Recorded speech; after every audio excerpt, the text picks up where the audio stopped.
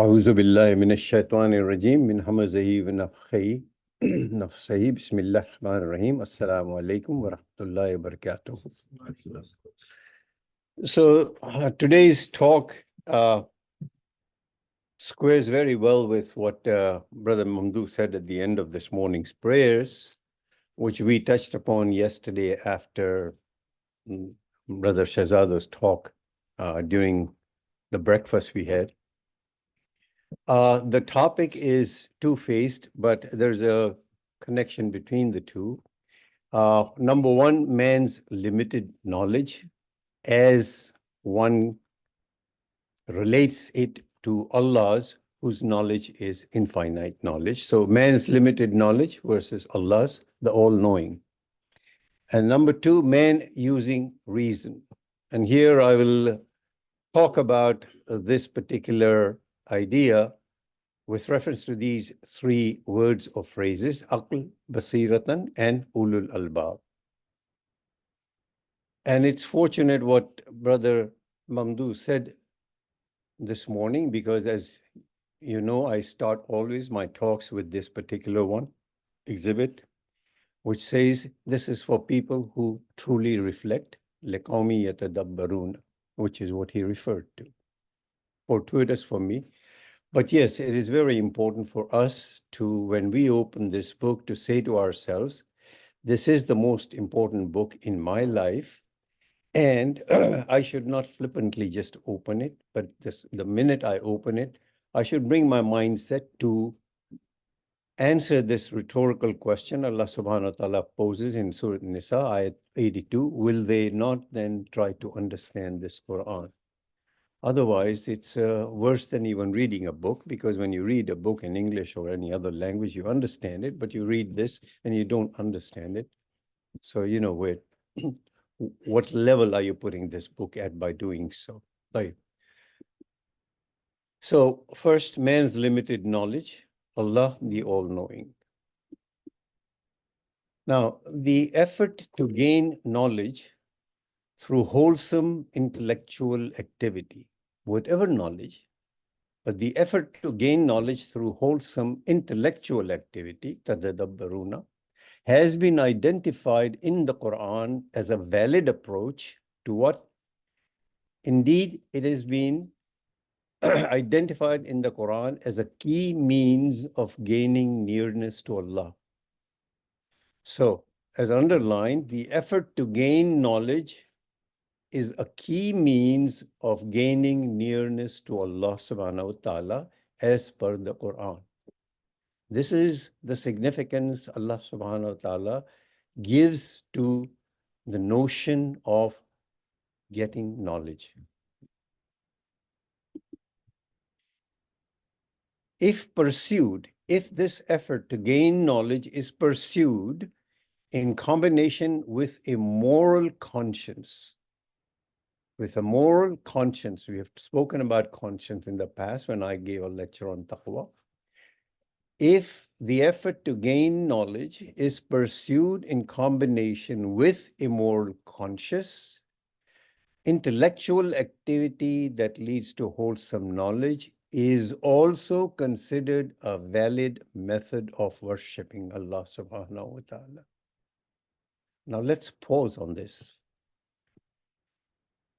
You gain knowledge by using Allah subhanahu wa ta'ala's God-given, that is Allah-given, ni'mah of intellect. It brings you, according to Quran, near to Allah. And if you're doing it with all the sincerity, that is, as a moral human being, recognizing what morality is, then that intellectual activity which leads to wholesome knowledge is also considered as a valid method of worshipping Allah subhanahu wa ta'ala. Any of this that we do is in addition to the ritual prayers we do 5 times a day. Anything we do which is defined as this, is in addition to dhikr of Allah subhanahu wa ta'ala, which we do when we are not into a ritual mode, when we are not into this particular mode, or where we are not into a worldly activity that requires that we occupy our mind fully to that particular activity. This is lost on most people. But when you look at it in this fashion, it's not a complicated thing to define or to see what significance Allah subhanahu wa ta'ala gives to the wholesome activity of acquiring knowledge, any knowledge. The Quranic emphasis on knowledge gained through wholesome intellectual pursuit is succinctly reinforced in many well-authentic sayings of the Prophet as well. So, striving after knowledge is a sacred duty, fard, for every man and woman who has surrendered to Allah. Who has surrendered to Allah. You are a Muslim, Islam, submission, who has surrendered to Allah. There is a reason why that is so, but that's for another lecture. The superiority of a learned man over a ritualistic worshipper, over only a ritualistic worshipper, is like the superiority of the full moon over the stars. Now, cautionary stress, however, is laid in the Quran, for instance, in Surah 34, Ayat 14, on 1, the limited nature of man's empirical knowledge, limited nature of man's empirical knowledge, with results of his deductions coming out of that knowledge, with results of his deductions and inferences that are based on no more than observable or calculable phenomena. This is to say that man's empirical knowledge only comes about from observable phenomena that he can observe, whether through his naked eyes or through whatever instruments or instruments that man has devised, and through calculable phenomena, that is all the sciences that you have through which you calculate and understand a phenomena. It is limited to that. Man's knowledge is not unlimited. It is limited. As you gain knowledge, the more knowledge you gain, the more knowledge you gain, the more knowledge you gain, there is a very strong tendency that you will turn into an arrogant individual saying, I know everything. And so this is important to recognize that my knowledge is limited. It is limited to observable phenomena and to calculable phenomena. Number 2, the resulting impossibility of man always determining correctly what course of action would be right in a given situation. It is impossible for a person, no matter how much more advanced he is than others, or no matter what science level that you have had, of always determining correctly. We are using our intellect, always determining correctly what course of action is right in a given situation. There is something missing. There is a good chance of an individual becoming arrogant as a result of gaining knowledge, and even a better chance of that individual saying, I can determine correctly my course of action in any given situation. Very, very scary situation you put yourself into once you get that mindset, because you're only one step away from becoming arrogant, and overweening arrogance is antithesis of being in submission, which is if you're arrogant, you are not submitting to a higher entity. If you are arrogant, you are not a Muslim because you have not submitted. This is this powerful a notion. On the limits of man's knowledge, consider the following, for instance. The actual universe is currently estimated by scientists to be 250 times the size of the observable universe. Of the observable universe, 95% is unknown, dark energy, dark matter. And only 5% is known, matter as we know it. Therefore, today's science has enabled man to grasp barely 0.0002% of the actual universe, all the while the expansion of the actual universe continues. Brother Shahzado alluded to this expansion in the last lecture and the prior lecture. Imagine the best of the minds, scientific minds know is 0.0002% of the actual universe, which makes you see what you and I understand. And out of this, if our mindset leads us to an overweening arrogance, that's the height of the tragedy. So all this while, by the way, and for all times, only Allah is the omniscient, the all-knowing. The moral lesson that is derived here is that empirical knowledge cannot provide any ethical guidance unless it is accompanied and only thereby completed by divine guidance. In other words, empirical knowledge finds its completion, takmil. Empirical knowledge finds its completion for moral living only and only through divine guidance.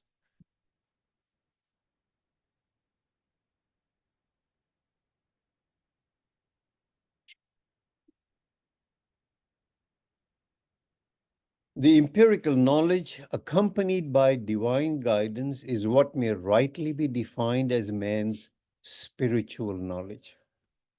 It is born of the realization that the phenomena which can be observed do not comprise the whole of reality, inasmuch as there is a realm beyond the reach of a created being's perception, stated right in the beginning of Surah Baqarah as Al-Ghaib. This portion of the reality is beyond our reach of perception. You cannot get to appreciate all that is in Al-Ghaib unless you receive divine guidance, accept it, incorporate it in your empirical knowledge, which then thereby leads to what is considered as spiritual knowledge, then you have a chance of getting a perception that is here and beyond. For such a man, endowed with such innate knowledge, his ultimate reality thus comprises far more than his observable environment. In other words, he firmly accepts that there does exist much beyond the reality of his limited observable reality. This is the toughest challenge. This is saying that no matter how much you know, you have to accept, appreciate, and submit to the idea that there is much beyond this, which is always going to remain beyond this, and yet you are supposed to believe in it. That is what the Quran tells to a being a Muslim. And it is this person who can fully attain to true belief in Allah subhanahu wa ta'ala, as well as to a learned belief that life indeed has meaning and purpose. In order that man does not lose all of the above, all of what I've said in the past 10 minutes or 7 minutes, in order that man does not lose all of that by giving in to self-arrogance, Allah unequivocally points out as a gentle reminder to man in Ayat 16, Surah 16, Ayat 70, Surah 16, Ayat 74, the temporal, that is the temporary and finite, not infinite, the temporal and finite nature of man's range of knowledge and his abilities against the omniscience of Allah subhanahu wa ta'ala. This he reminds because he knows it is in your fitrah to lean towards self-arrogance because there is the waswas of shaitan who has been promised to do this to you. So Allah subhanahu wa ta'ala knows that, and in this very book of guidance, he points out that your knowledge is temporal, your knowledge is finite, you're going to come back to me, and so recognize that always with relation to my omniscience.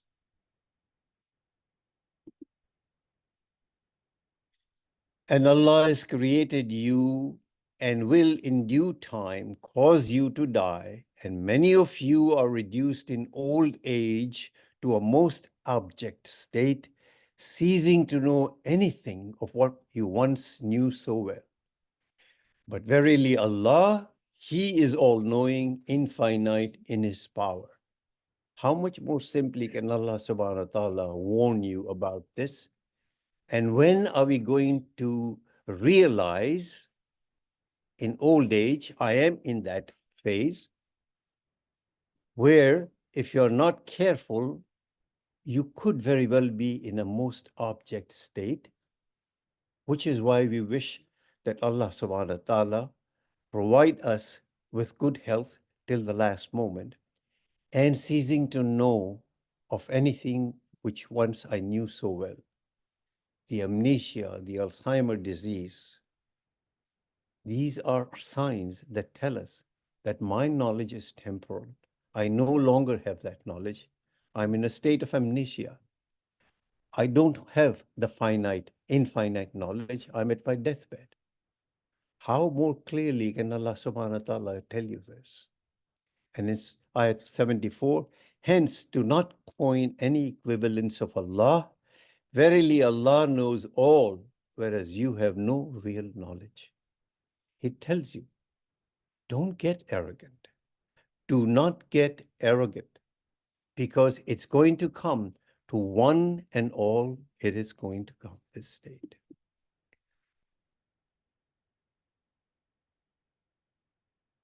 Qist, bil qist, balance, a healthy tension.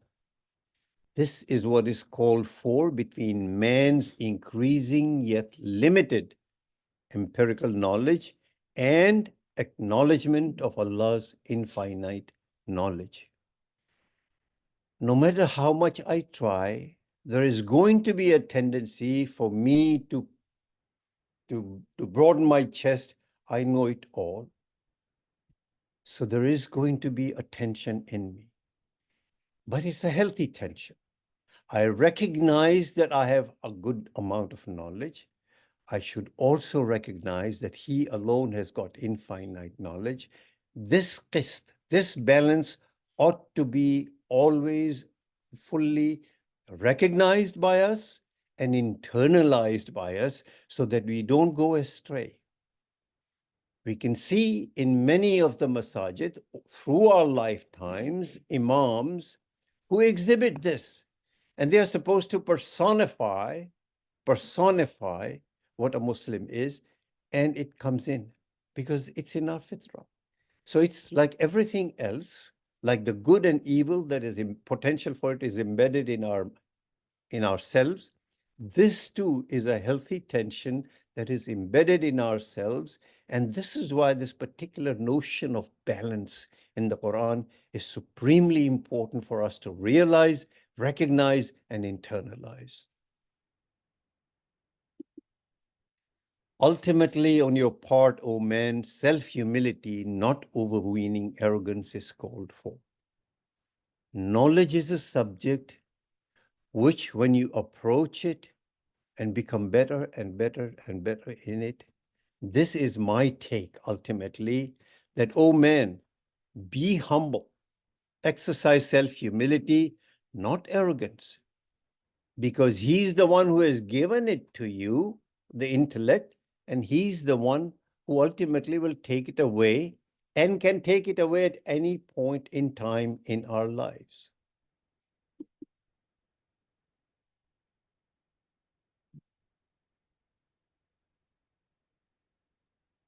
man using reason.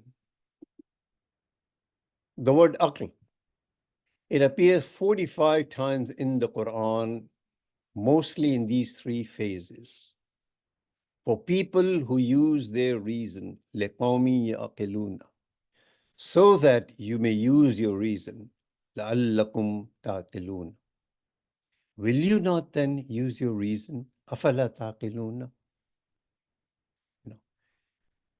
Allah subhanahu wa ta'ala in those first two instances tells you it is for this, and I'm doing this, this, and this, so that you may this. And then he gets sort of tired and he poses the rhetorical question many times. Will you not use your reason?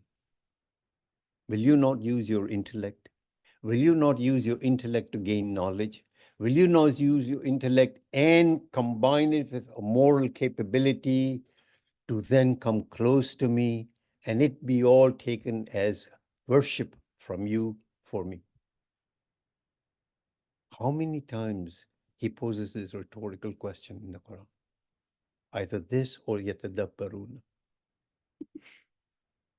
In all of these instances, 45 times using aql, Allah illustrates by way of various passages, messages, and manifestations the overriding significance of man using his faculty of reasoning to benefit from such illustrations and thereby reinforces belief in the existence of Allah and His so very many attributes.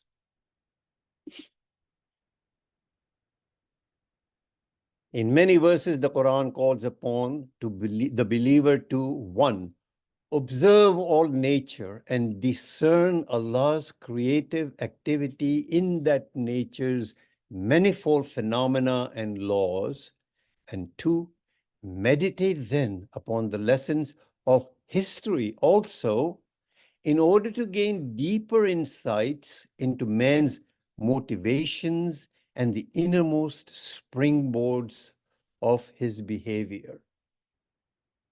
Observe the nature and meditate upon the lessons of history. To gain where Allah's creative activity is, through nature, you gain that. And through history, you learn what have man's motivations been, what have his innermost springboards have been that have resulted in his behavior, good or evil. This is why so many times in the Quran, Allah subhanahu wa ta'ala relates what we simply consider the stories. No, they are not stories of the past. They are absolutely not stories of the past.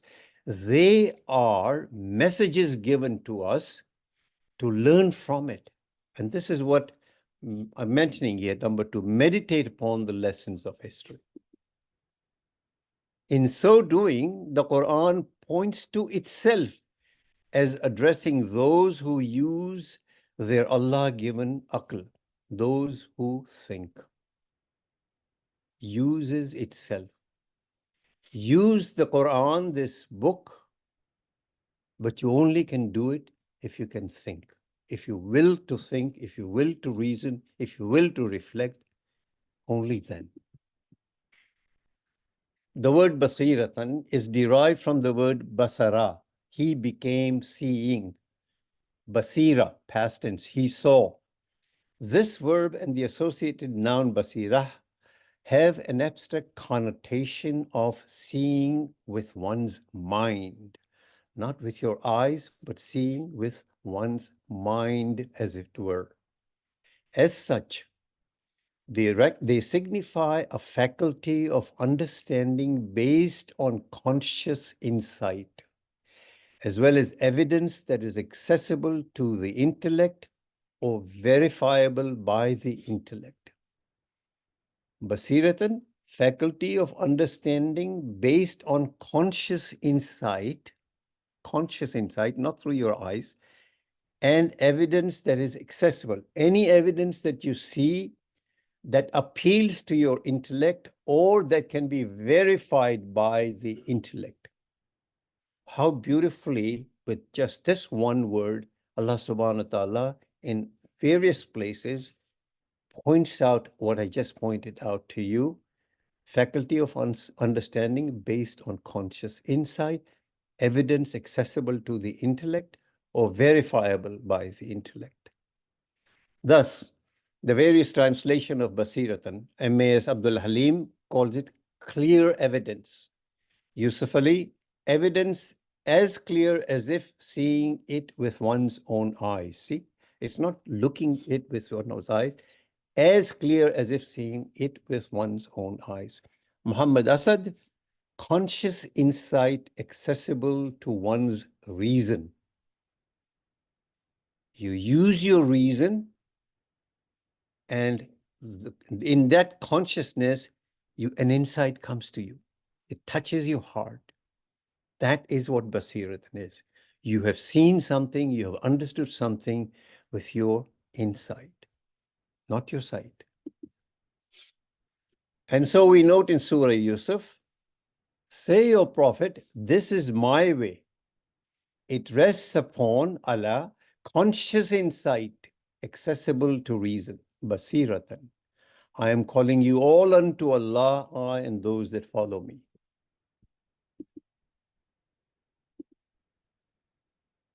Thus, Muhammad Asad describes the call unto Allah enunciated in this ayat by the Prophet as the outcome of conscious insight accessible to and verifiable by man's reason, a statement which circumscribes to perfection the Quran's approach to all questions of faith, ethics, and morality, and eschewed many times in such expressions as Baseeratan, many times eschewed in Quran in expressions such as, so that you might use your reason. Will you not then use your reason, so that they might understand the truth, so that you might think and reflect?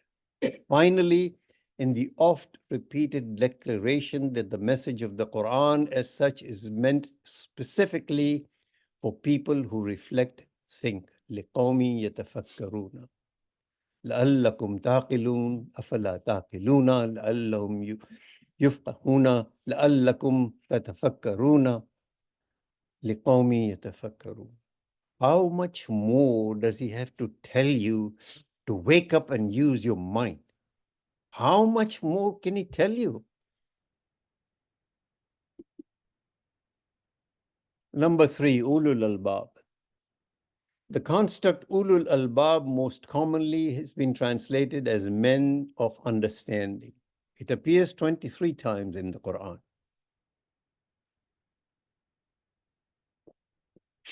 Ulu is a noun with root letters Alif, Waw, Lam. Albaab is a noun with root letters Lam, Ba, and Ba.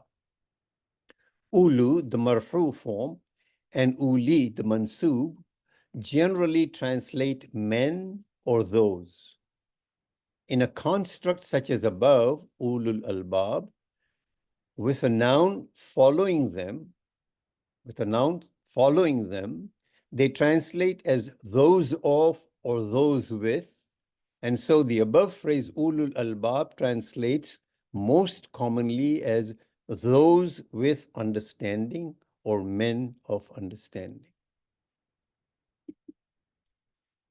When reviewing the context in which this term appears in the Quran, Muhammad Asad provides a more comprehensive understanding of the noun Albaab by such words as he deems appropriate in the context of that particular ayat, such words as insight or discerning faculties or reason or intellect. So men of intellect, men of insight, men of discernible faculties, all Ulul Albaab. Most prominently, and in order to bring in the idea that these men deliberately elect to use this Allah-given faculty of insight, reason, discerning, intellect, Muhammad Asad renders Ulul Albaab this way: those who are endowed with insight, those who are endowed with insight, or some other places, endowed with discerning faculties, those who are endowed with reason, those who are endowed with intellect. So, once more, Ulul Albaab, those who are endowed with insight, Baseeratan, with discerning faculties. They can see the difference. They can reason out. They can use their God-given intellect. Surah 13, ayats 20 through 22 identify 8 traits that define Ulul Albab, those who are endowed with insight thus. I may have done this before, but I feel it's important to go back again. Those who are endowed with insight are true to their bond with Allah and never break their covenant. This is all from the Quran. This covenant comprises the spiritual obligations arising from one's faith in Allah and the moral and social obligations resulting from faith toward their fellow men. So, those who are endowed with insight are true to their bond with Allah and never break that covenant with Allah subhanahu wa ta'ala. Number 2, those who are endowed with insight are those who keep together what Allah has bidden to be joined. This phrase applies to the spiritual obligation on the part of men to remain conscious of the unity of purpose that underlies Allah's creation, and hence moral duty to treat all living beings with love and compassion. Keep together what Allah has asked us to remain joined. Don't tear it apart. This is what moral duty to treat all living beings with love and compassion is. They are endowed with this. Ulul Albab, keep together what Allah has bidden to be joined. They are those who stand in awe of their sustainer. They have had the insight to know who and what their sustainer is, and for all the moments, living moments, they remain in awe of him. They don't remain scared of him. They remain in awe of him. There's a difference. If you are in awe of an entity, if you're in awe of something, then you are scared of losing that sustainer. When we say, I fear Allah, we are saying, I fear losing the love of Allah. I fear losing the rope that I have, that is Allah subhanahu wa ta'ala. There is a difference. To be in awe of Allah is not to be scared of Allah. It's not to be fearful of Allah, because in itself, that particular notion suggests that all he is there for is punish me. No. Awe of a sustainer is that I'm in awe of that entity who's so close to me, who gives me so much love, who gives me so much ni'mah, and I'm in fear of that should I do something that I may lose that love of Allah. There is a difference. Remember that. Those who are endowed with insight are those who fear the most evil reckoning, that is, that which awaits those who do not respond to Allah subhanahu wa ta'ala. Those who are endowed with insight are those who are patient in adversity out of a longing for their sustainer's countenance. When they are in adversity, they remain conscious that no, this is nothing. Eventually, my purpose is to long for and achieve my sustainer''s countenance. Wajh Rabbi, we say it's his face, but you know what I'm talking about. You know what that word means, in fact. Sustainer''s countenance. Those who are endowed with insight are those who are constant in their prayers.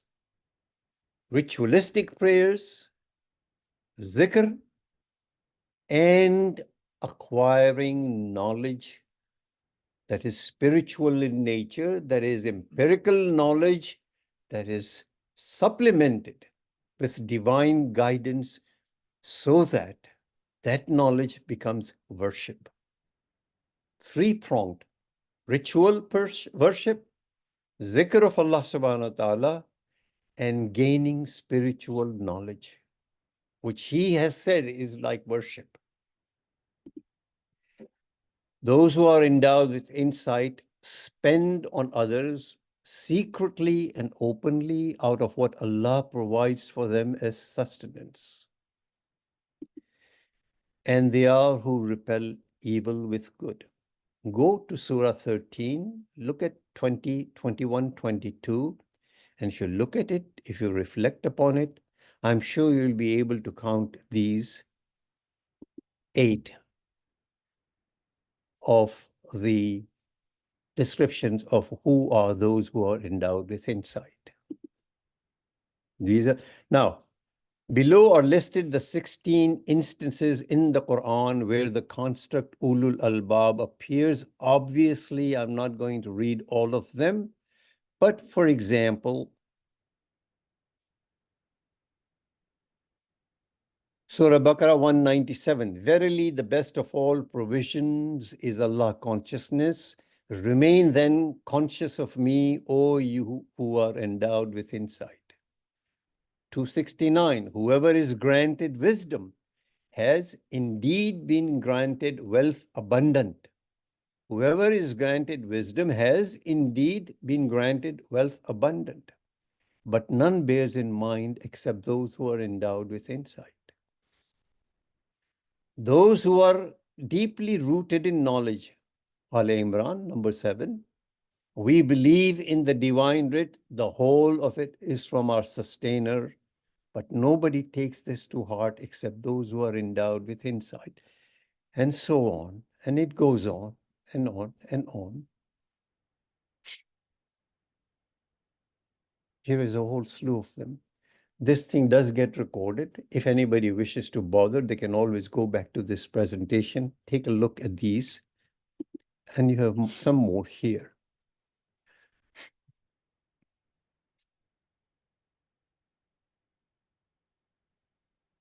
These 11 and 12 of 65 really are worth taking a look at. If you look at it and go through some additional notes that may appear in the tafsir, it'll be well worth your while. And there is a special comment I'd like to make on these 3 ayats, 53, 54, 55 in Surah 22. In this, the term Oolul Nuha, not Ulul Albab, Oolul Nuha is used, and that has been rendered by Muhammad Asad as those who are endowed with reason. And the reason I mention this is because here is not Ulul Albab, but Oolul Nuha. Ayat 53 describes Allah's provisions that he has provided for man while he is on this earth. 53. In 54, Allah closes out this ayat 53 by speaking of the earth that has been rendered amenable for man's livelihood. And he ends this ayat with an exhortation for those who are endowed with reason, Ulul Nuha. And then in ayat 55, he speaks of man's creation from this very earth, his ultimate return to it, and then to his being brought forth once again from it. When you go to bury someone, remember, recall, you pick up that and you put down, what do you say? This is what you say, an ayat that is recited while pouring dirt 3 times upon the grave at burial. Just before that ayat is the ayat in which Allah subhanahu wa ta'ala talks about the earth that has been made amenable to you for your livelihood. And then he tells you that this is for those who are endowed with reason. And before that, in ayat 53, he describes the provisions that he has provided for you while you are on this earth. Look at this. He points out all that he has provided for you here. He tells you of the earth that is amenable to you for your livelihood, and he tells you that this, you will not be able to appreciate this unless you are endowed with reason. unless you have taken that insight, unless you have become one of those who are of Oolul Albaab, and then he tells you your creation from this very earth, your ultimate return to it, and then he is going to bring you forth once again from it. How much more comprehensive can he get than this? You will not get this, any of it, if you did not understand what Brother Mamdou was saying after the end of this morning's prayers. If you don't do tadabbur, you're not going to get this. We pick up that amount of dirt and we throw it upon that man's body, person's body, and we don't realize what we have just said. We don't realize it. It's not a long 3-ayat phrase here, portion here. We do not realize, we do not appreciate the significance of what we've just done, what came before it, how much more comprehensive and straightforward can Allah subhanahu wa ta'ala get than this?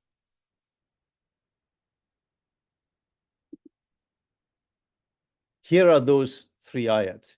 He it is who has made the earth a cradle for you and has traced out for you the ways of livelihood thereon. That is, he has provided you with ways and means, both material and intellectual, to gain your livelihood on earth and from it.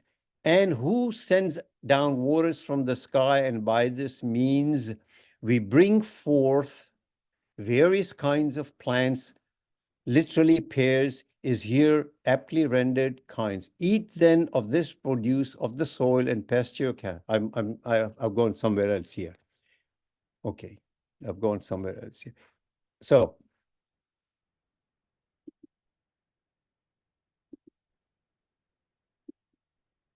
if then men of reason indeed reason this message out, they will have no choice but to acknowledge this reality and the reality of Allah's almightiness.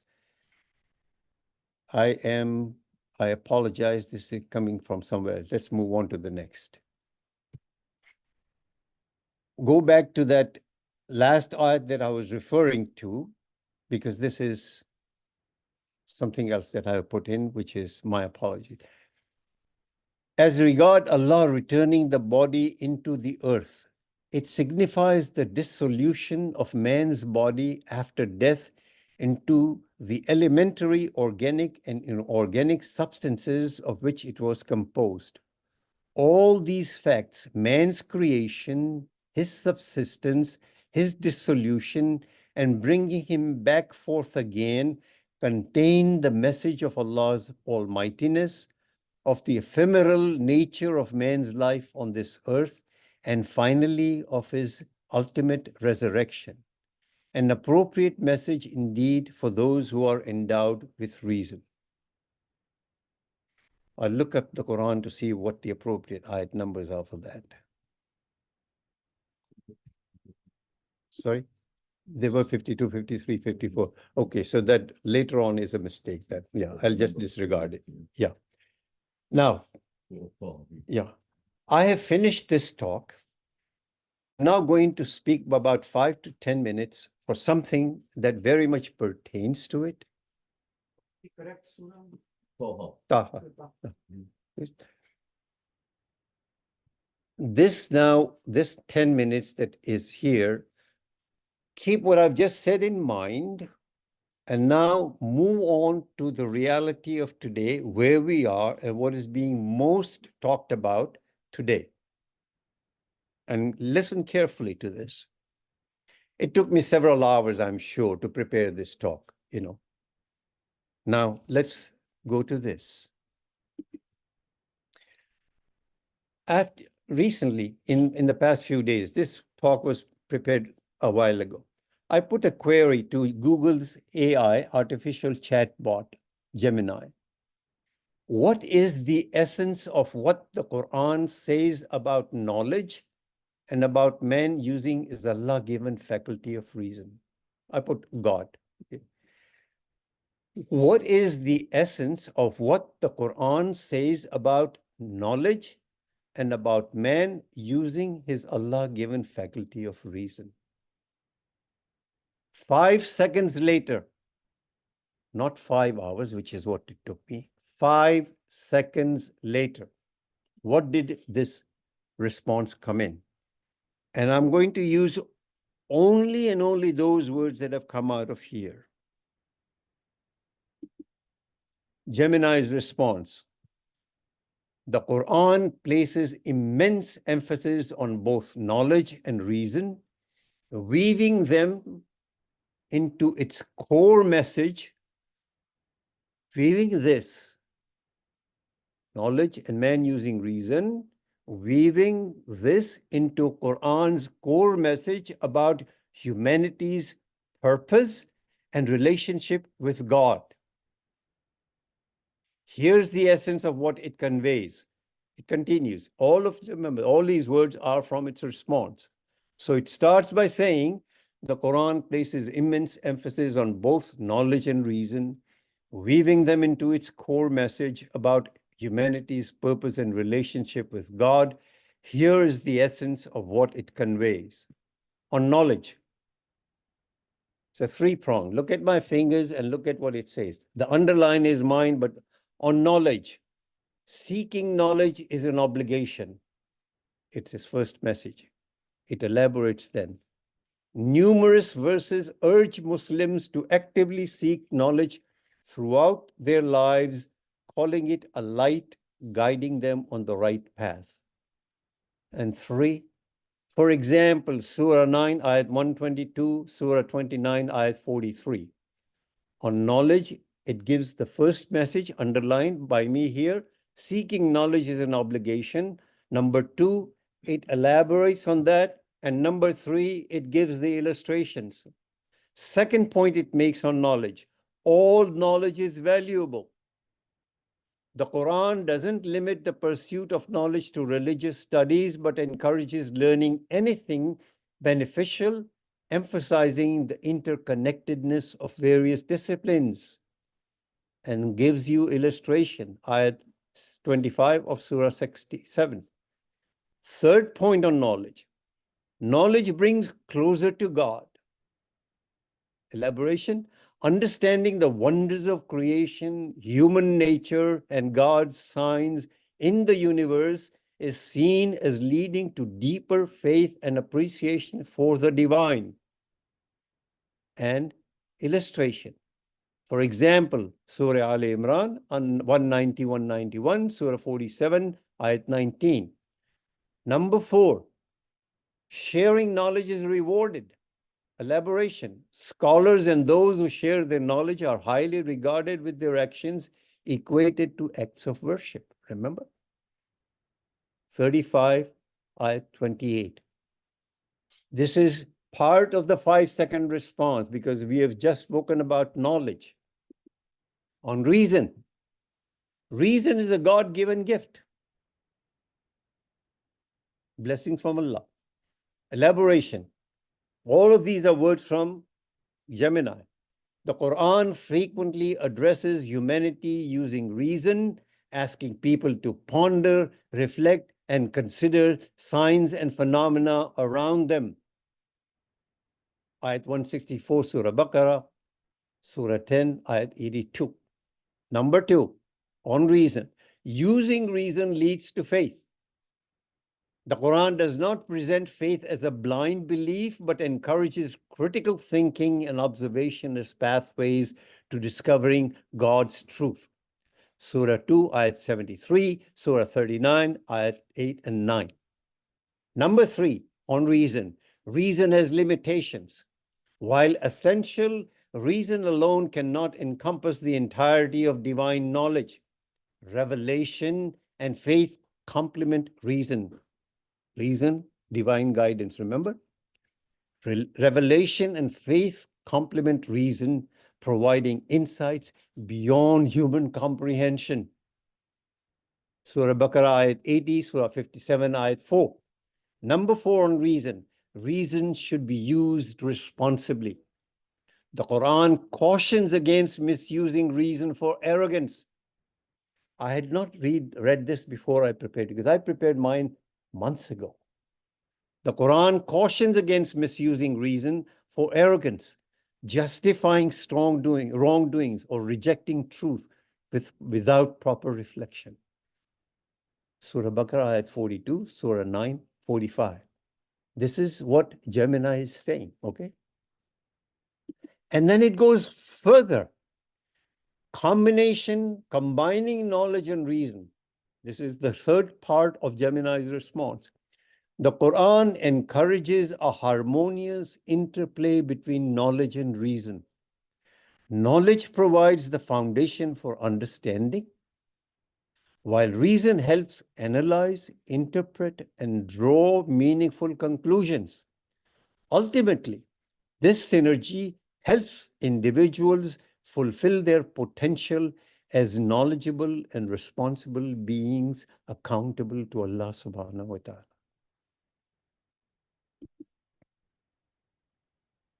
Continues. Within the 5-second response, it continues. It says it's important to note that these are general outlines and specific interpretations and applications can vary within different Islamic schools of thought. It also says that it's important to note that the Quran emphasizes the importance of seeking guidance from qualified scholars when encountering complexities or ambiguities. And it ends up by saying, as if it's an individual speaking to you, that I hope this provides a clear and concise overview of the Quran's core message regarding knowledge and reason. If you have any further questions or want to delve deeper into specific aspects, feel free to ask. Lazy Muslims, okay? Lazy Muslims, you don't want to spend 5 hours in 5 seconds. Mostly non-Muslims have reached the stage where they have come up with Gemini and give you a 5-second response. Can you at least spend 5-second response and read it? And then be motivated enough to go into the book to say what it indeed says? What we just witnessed is a demonstration of the transformational power of today's artificial intelligence potential, as exemplified by looking at just 2 of the key tenets of the Quran. It is transformational at more than one level. These are now my words, I'm saying this. It is a quantum leap into an efficient, effective, and powerful approach to begin to know and understand the Quranic tenets, both for a thoughtful Muslim and for the collective community of thoughtful Muslims. Reason I'm mentioning this is because we are going to see a phase here and around the world where people, Muslims, so-called Muslims, are going to take it and throw it away. We don't want this.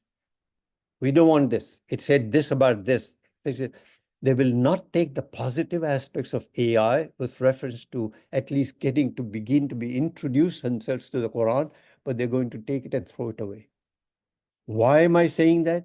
Because we have done periodically for the last 1400 years. At various stages in our history, we have done that. This is why where we are. This is why we are not the Israel of this world. Because we have refused to take new knowledge.